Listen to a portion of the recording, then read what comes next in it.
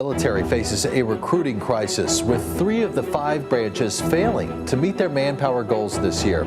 Big bonuses, loosened enlistment requirements, and new advertising slogans did not push the services out of their slumps.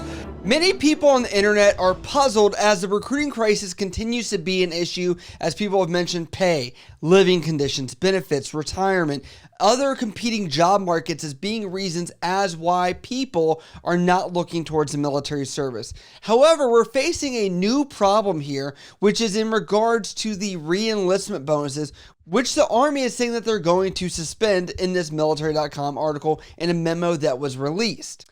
Army National Guard temporarily suspends re-enlistment bonuses due to lack of funding.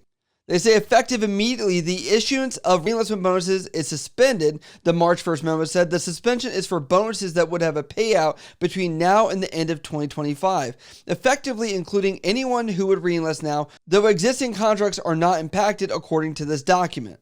Let me be clear, they are stopping re-enlistment bonuses, and these are people that have already been to basic training, already been to AIT, already are fully functioning soldiers, passing the fitness tests, all these other things, and doing the job that we are trying to keep to save money and actually make sure we have a fighting force. So saying to 2025, I don't have the memo in front of me, but does that mean the fiscal year into October 2025, which is when the new fiscal year starts? Or are we going to talk about the calendar annual year 2025 through that? I'm not really sure about that. But the frustration, I have to tell you, as somebody that's received a bonus before, I will say, is it is frustrating that a lot of this is a moving goalposts of whatever it is, of like when you're up for school, when you're going to re-enlist, when you're going to do this, all these things, that it's very convoluted to actually use a lot of these benefits, and actually makes it more difficult on the service member to plan their lives to take advantage of incentives like this. They say the sudden suspension is due to the miscalculation by Army National Guard planners who forecast the amount of funds needed and the anticipated volume of troops planning to continue their service. A spokesperson said Guard officials are aiming to have bonuses back on track in April, meaning service members who re-enlist now won't be entitled to incentives, but could be in a few weeks if they wait. Also, can we talk about miscalculation? Because I don't know if you guys remember, it was only like a decade ago, there were all those soldiers that received bonuses that essentially were told that was an incorrect, false error on the Army's part. And the Army said, I will take all that money back, and essentially screwed over a bunch of soldiers. I would say at least at this, they've stopped the money flow and said, we're not going to give any more out for right now because we've exceeded our standards.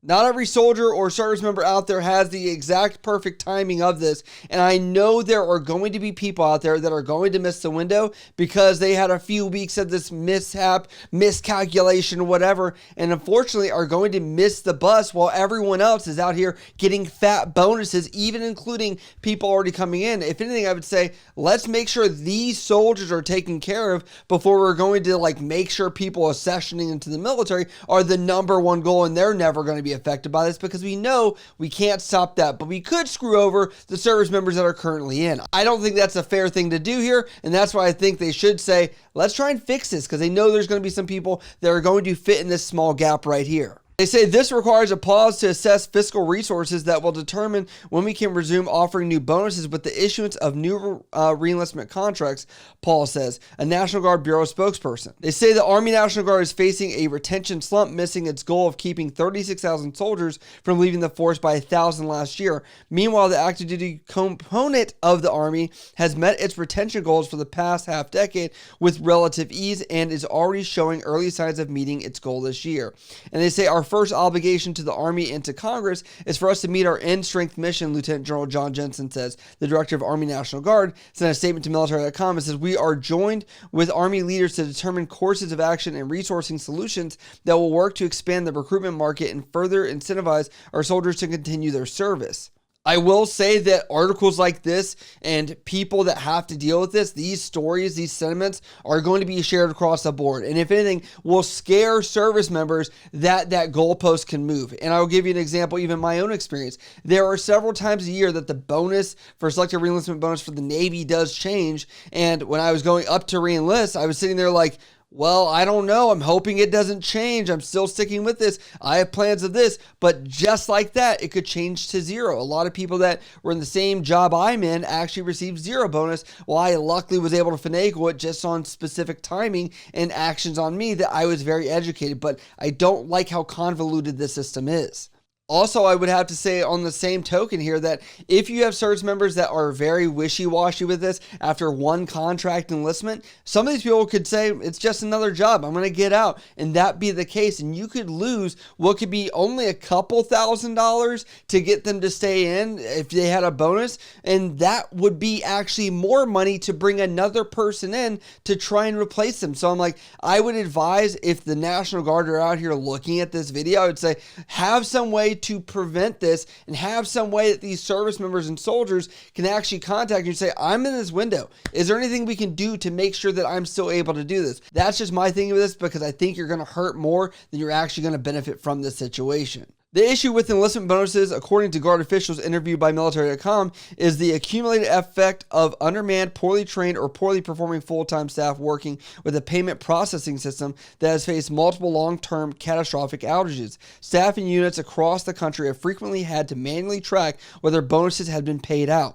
They say the Army National Guard Incentive Management Program, or GIMS, was the first rolled out in 2012, allowing states to manage and monitor incentives. It was designed to streamline the process and mitigate fraud and abuse. Don't you love that bureaucracy just feeds into more bureaucracy, and that's like, it whacked them all on one thing of fraud, waste, and abuse. But on the other end, you have people that aren't being paid, which could affect their livelihoods and their ability to want to be retained and actually love and enjoy serving. I will say this, and I know many people will say in the comments, the frustrating part about the military when you read stuff like this is essentially that you're going to say, like, the military, when they want their money, it is right now. They are going to take it. You're indebted. You've been overpaid, whatever. It's gone. However, when you need to be paid and you're trying to get this done, it feels like you're pulling teeth many times in order to make sure that your pay is updated and systems are actually reflecting what they should be. I'd love to know what pay issues or bonus issues some of you guys have had. And I do want to add on to this that if anybody in the military has ever dealt with pay, one of the things I have to tell you is how convoluted and coded some of the verbiage and knowledge and the language barriers that are in these systems of coding, and they are not user friendly. Like, I can tell you that there are personnel men, people that are out there that have dealt with pay, that it feels like there's maybe one person in an office that truly understands it, that has grasped pay issues. And I don't know how bad the system is, but whether it's pay like this, whether it's the defense travel system when you're going on a TDY, temporary assigned duty type of situation, that kind of pay issue, it always feels so burdened and cumbersome that it's like, don't even touch it. Don't even try and get paid. Just keep your pay. Don't mess with it. And that's it. That's my personal opinion. It does frustrate me. I hope that there are no National Guardsmen that I know personally that are dealing with this. But if you are, I'd love to hear your thoughts and ideas on what's happening with the system or with this pay system if you've specifically dealt with it. But as always, I have to get back to you guys because that's where the conversation continues down in the comments below. As always, if you guys do like what I cover on this channel, make sure you hit me up over on Instagram, Snapchat, Twitter, TikTok, or down in the comments below. I love you guys. I'll see you next time.